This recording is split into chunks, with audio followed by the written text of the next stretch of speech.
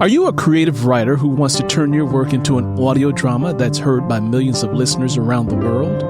If so, I'd love to hear from you. Just send an email to manhuntpodcast1930@gmail.com. And for emailing me, I'll send you a link to a free Amazon download of one of my ebooks. Be sure to put free book in the subject line. Once again, that email address is manhuntpodcast1930@gmail.com. Let me spell that out for you. manhuntpodcast1930@gmail.com.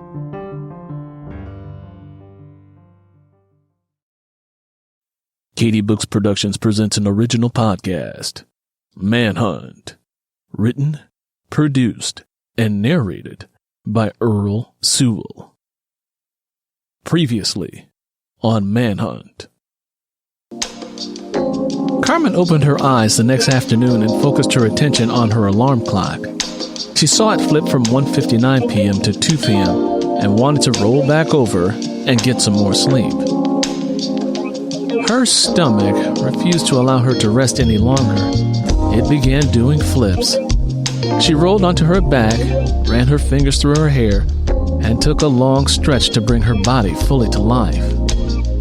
She got out of bed and walked into the kitchen. She picked up the phone on the countertop and dialed Nikki. The phone rang for a long time before an answering machine finally picked up.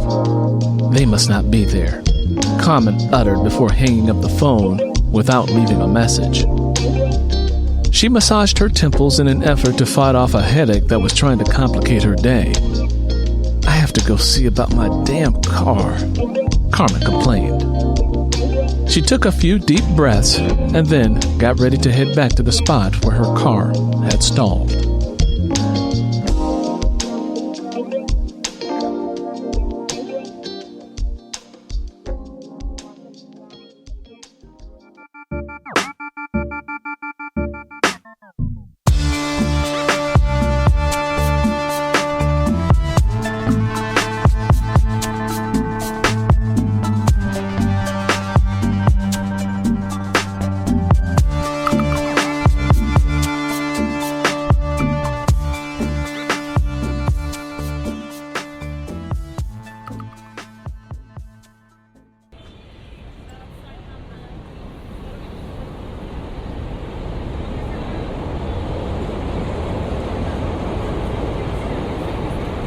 It was 3 p.m. when Luther emerged from his basement apartment and stepped out into the muggy summer air. He squinted for a few moments to give his eyes a chance to adjust to the brightness of the day. Luther made the decision to spend the day loitering in front of a liquor store, getting high. Normally, he would have waited until he got off work before he drank. But since he was out of a job due to that crazy woman barking at him, it gave him the perfect excuse to drink his misery away. As he was about to light a smoke and puff on some nicotine, he became distracted by a woman across the street, shouting obscenities at her car. "Goddamn piece of shit!" she yelled as she tried to get the car to start. Luther recognized the woman immediately. It was the woman who'd gotten him fired and sent his life into a tailspin. "You've got to be fucking shitting me," Luther said as he put away a cigarette. He watched as she popped the hood of the car and looked under it for something. She has no idea what to do, he thought, and chuckled to himself as he watched her frustration mount. Luther was getting a twisted kind of joy as he observed her. "I just spent all this money on getting your brakes fixed, and this is how you repay me?" Luther continued to listen with amusement as she squawked at her car as if it were a lover who'd betrayed her. "That's it. I'm trading your no-good ass in the first chance I get." Carmen kicked the car. Luther got tired of watching and decided to head to the liquor store. He had no intentions of helping Carmen until a devilish thought entered his mind. I can probably turn this situation into some quick cash, he said to himself. He looked at Carmen once again, and it was clear that she was very upset and in need of help.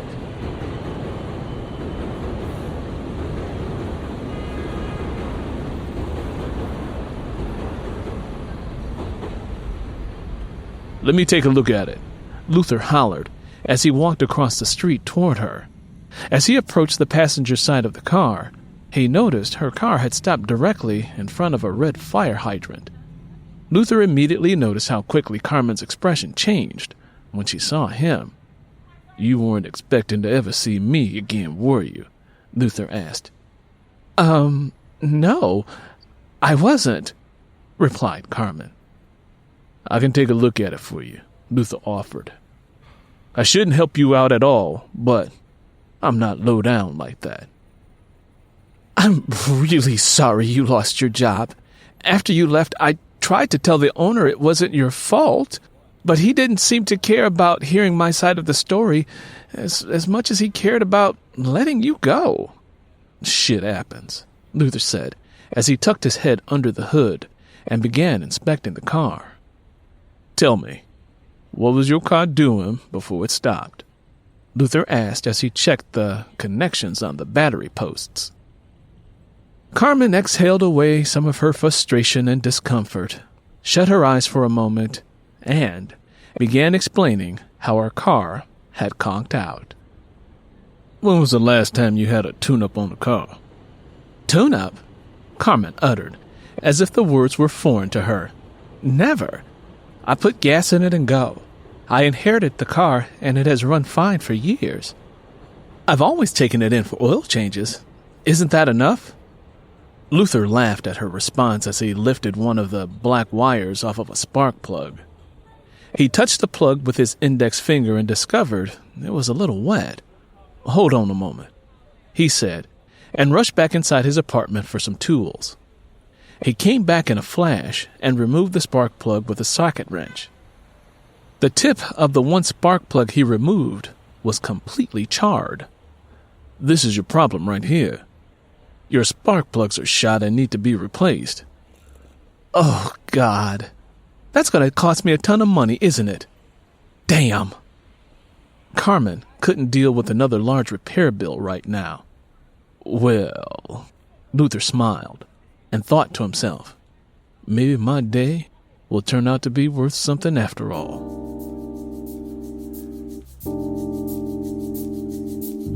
For a car like this, a service shop will probably charge you around $160 to put it on the diagnostic machine to tell you what's wrong with it. But since I already know what the problem is, I'll fix it for you for $100. $100? Carmen growled with aggravation. "Hold on now.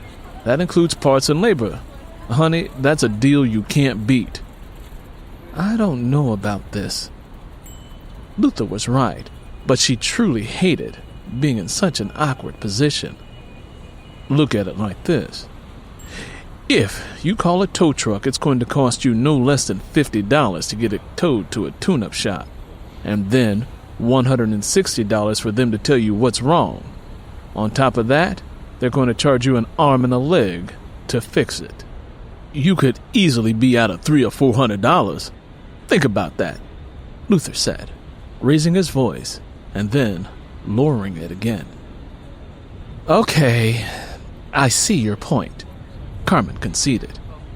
"Can you take care of it today? I don't want my car to stay here another night." "Yeah, I could probably handle it for you today. We can hop on a bus and head down to the auto parts store to pick up what I need." "Luther is your name, right?" Carmen decided that it would be wise to be friendlier toward him. "Yep," he said as he looked at her and bit his bottom lip. "How long is this going to take?" Carmen asked. "Not long. I can do a tune-up in about 30 minutes. "Well, I guess your plan is the best thing going." Carmen let down the hood of her car and locked it up. "Come on then, let's go down to the auto parts place."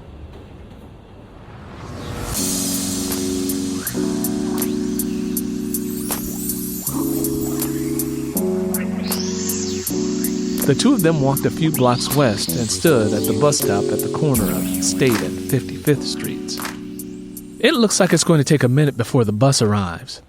I'm going to go into Kentucky Fried Chicken and use the bathroom. I'll only be a minute, okay?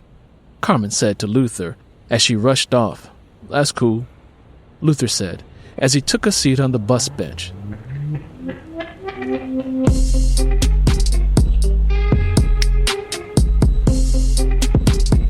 The thumping sound of an SUV with a high-powered amp pulled into the Kentucky Fried Chicken parking lot. The boom of the bass was so strong it rattled the windows of the fast food restaurant. Luther turned to see who was driving the truck making all the noise. His heart began racing when he saw Packard roll down the window and turn his system down. "Luther!" Packard hollered to him. "Get over here!" Luther tried to exhale away his anxiety, but it only made him more intense. "What's up, Packard?" Luther said, with disappointment in his voice. "Are you out of my building yet, boy?" No, not yet. But I wanted to talk to you real quick about the apartment." Luther's speech was fast and hurried. "I don't have a job right now, man, and I was wondering if you could give me a break on the rent for a minute until I get back on my feet." "A break?" Packard opened the door and stepped out of the car and took a few steps towards Luther. He placed his hand on Luther's shoulder, right behind his neck, so that he could have control over his movements. Packard's hands were abrasive and calloused.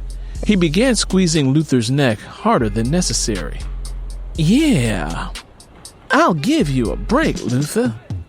I'm going to give you the best break in the world. I'm going to free you up." Packard paused and thought. "You know, I'm the closest thing you have to a father.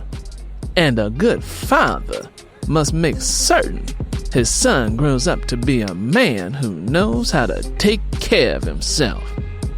So, in that regard, Luther, I'm going to help you out. I'm going to help you be an independent man who knows how to stand on his own feet. Don't worry about the rent. As far as I'm concerned, you will never have to worry about paying rent at that place ever again. Okay?" Packard said, as he slapped him hard on his back before getting back in his blazer. "Wow," Luther smiled. "Thank you, Packard. I'll never forget this." Luther followed Packard and stood next to the car door. "I'm going to do real good this time. I mean, to get it together and make sure that I don't ever get into this situation, or I want to make sure that I never get into a situation like this ever again." Luther felt relieved that Packard was showing some compassion. "I know you are, Luther." Packard smiled and then started up his truck and took off.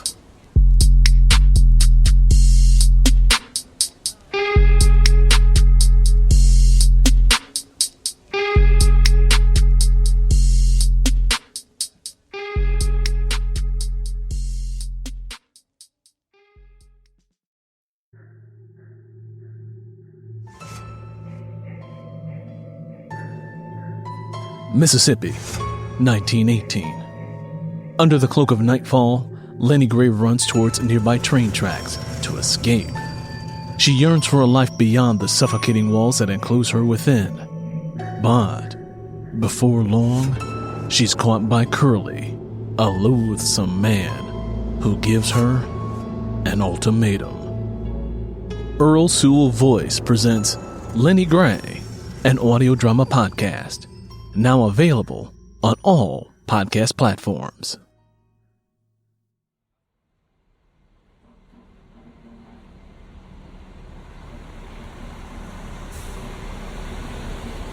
As soon as Carmen came out of the restaurant, the bus came along, and both Carmen and Luther boarded it.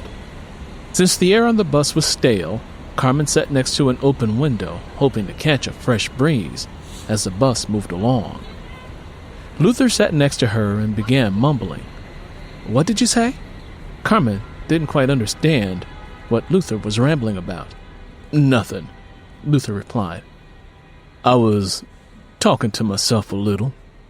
"So, what do you do for fun?" Luther wanted to get to know her a little. "What do you mean?" Carmen asked. "You know, what do you do for fun? Do you like to go to parties, go to the movies, that sort of stuff?" Carmen really wasn't in a mood for casual conversation. She was mentally recalculating her budget. "Nothing, really. I'm a homebody. I go out every now and then." "Really? Me too," Luther answered, pleased that they had something in common. Luther began to study her flawless skin and finer grade of hair. "You are mixed with something, aren't you? You got Indian or something in your family?" "Hispanic," Carmen answered. "My mother was black and my father was Latino." "Yeah, I heard blacks and Latinos mix nicely and make pretty babies." Luther smiled as he allowed his thoughts to consider what it would be like to make love to a beautiful woman like Carmen. "So, you speak Spanish too?" "Luther, does it really matter?" Carmen was annoyed, more at her situation than she was at him. "Hey, I'm only trying to make conversation to get your mind off your situation. I don't mean no harm." Carmen, unpredictably, felt ashamed for being curt with him. All Luther had been trying to do since he met her was to help. Now, he was letting her know that he had the presence of mind to be concerned with her feelings. She focused on Luther for a moment and saw nothing about his appearance that appealed to her. However, she found herself looking beyond the surface. "Perhaps I'm judging a book by its cover rather than its contents," she thought. "You're right, Luther. I'm sorry. I didn't mean to be short with you. To answer your question, my Spanish is not very good." "I see." Luther paused. "Can I ask you a personal question?" "It depends on how personal the question is," Carmen said. "Do you have a man or boyfriend?" Luther asked flat out. "Can't you tell that I don't? If I did, he would be out here taking care of my car." Carmen's words came off kind of harsh, so she rephrased her response. "I don't have anyone right now, nor am I looking." "Men are too much drama, huh?" "What about you? Do you have anyone special in your life?" Luther was surprised that Carmen asked him the same question. "Me? No, not at all." He chuckled, and Carmen sensed the pain floating beneath his words. "Do you have any children?" she asked. "No, I don't have any. My situation isn't quite right to bring a kid into it. Once I get my act together, I'll be able to and find the right woman. I'll be all right. I need to find a really good-natured woman who knows how to take care of kids and raise them and take care of a man as well." "You sound like a lot of women I know who say the same things about finding Mr. Right," Carmen said. "Well, it isn't easy, you know. Like me, for example. I figure a guy like me would never have a chance with a woman like you. I don't have a college degree or wear a fancy suit or tie and work in a big office in a high-rise downtown. But I don't mind working, and I do everything possible to keep a job. But sometimes the shit just hits the fan." Luther paused. "If it weren't for bad luck, I wouldn't have any at all. I may not have a degree, but if you put me on a job working with my hands, I learn very quickly. Show me how to do something one time and I got it." Luther showed Carmen his hands. "Luther, you make me and other women sound as if we are superficial. Just because a guy has a degree and works downtown doesn't make him the perfect choice for someone like me. I think that's part of the problem between men and women. Some women look at a man and fall in love with his success or material things that he can buy for them. They're not interested in who he is as a person. Then some men only see women as bitches and whores who are to be used for their personal satisfaction and nothing more. I think If people would stop looking at the surface and focus on what's really on the inside of a person, we'd all be better for it. Is that what you do? Do you look at what's on the inside of a person? Luther's question was filled with the hope that Carmen would see his torn heart and help him fix it. Yes, I do, Carmen said, matter-of-factly. So, what do you do for a living? I'm a school teacher. That's nice. I hear that teachers are always in demand and hardly ever out of work. There was silence between them for a moment. Then, Luther spoke again. Look, I'm going to come clean with you. You seem like a nice person who listens to people. I really want to do something with my life, you know. I'm tired of running the streets, but it's hard to do anything when you're a guy like me. I barely made it out of high school and don't know much about anything. But you know something? I'm going to be like Obama and make a change. I'm tired of merely existing. I want a better life for myself, and I'm willing to work hard to get it. Come Monday morning, I'm going to go and get a fresh start. I'm going to stop sitting on my ass and hanging out, and I'm going to stop hanging out in front of that liquor store and drinking and stuff. Good for you, Luther. That's the way you have to be when you want to make a change in your life. You've got to make some plans and follow through with them. Luther liked Carmen's positive words of encouragement. All his life, he had longed for someone to truly care about him and be encouraging. Do you really think that I can make it? I always feel like I have limited options. Shit, with me, it's purely about survival. Luther spoke honestly. Luther, I've been a teacher for a very long time. And like I tell all of my students, if you work hard to reach your goals, anything is possible.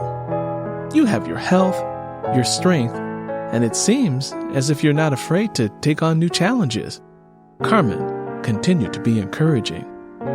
You don't know how good it feels to hear somebody say that to me. Luther bowed his head and chuckled again. I know that we've just met, but it really feels good to know that you think I can make it. Luther smiled at Carmen, and, for the first time, she saw something different and more fragile in his eyes. Of course you can. That's the way life works.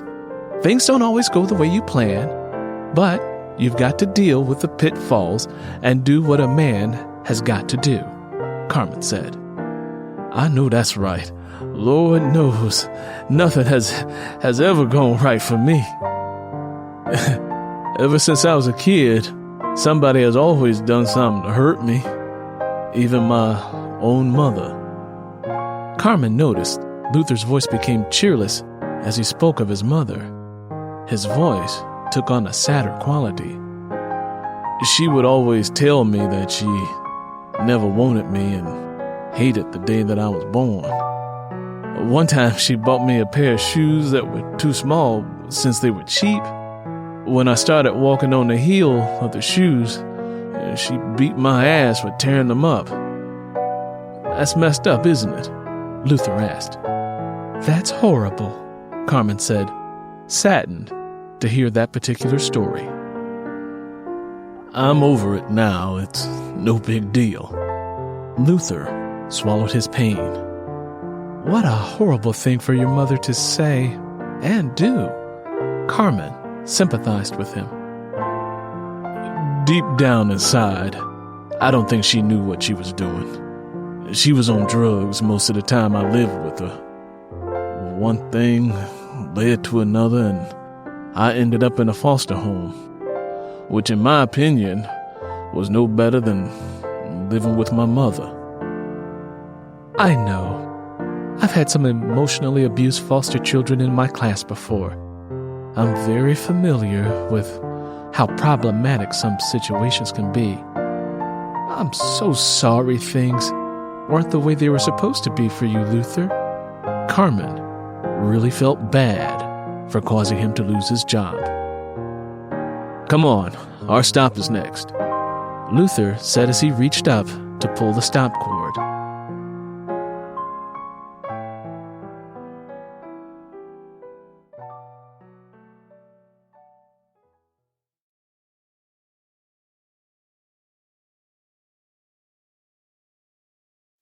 The two of them got off the bus and went into the auto parts store. Luther got the parts he needed, and Carmen paid the clerk. As luck would have it, they were able to catch a bus heading back right away. They quickly got back to 55th Street and headed east toward Prairie Street. When they turned onto Luther's block, the police had the street shut off to traffic. What in the world is going on? Luther wondered. The scent of smoke wafting through the air caught his attention. Luther glanced down the street and saw his apartment building on fire. "Oh, no!" Luther shouted out as he raced down the street. Carmen was about to run with him, but she noticed a City of Chicago tow truck had hitched up her car and was towing it away. Then she remembered that her car stopped in front of the fire hydrant. She quickly ran out into the street and attempted to stop the tow truck driver, but it was too late.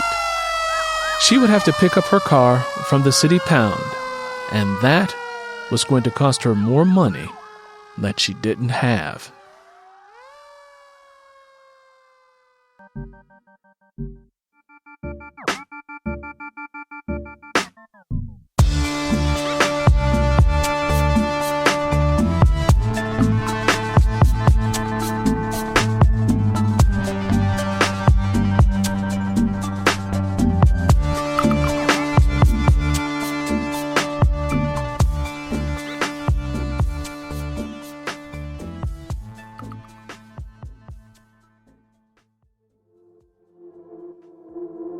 When the founder of the castle ends up on the business end of an assassination attempt, Grant, Alejandro, Shaz, Mariano, Vicus, Jai, Duran, Caleb, and Dwayne are snatched from their successful businesses in order to right old wrongs. However, the castle has amassed a substantial amount of wealth and is now overrun with dirty politicians, the Russian mafia, American crime lords, and businessmen with their own sordid agendas. Fate made them brothers, protecting the castle, each other, and the women they love will make them kings. Kings of the Castle, a novel by Nalina Kai. Download your copy today on Amazon.com.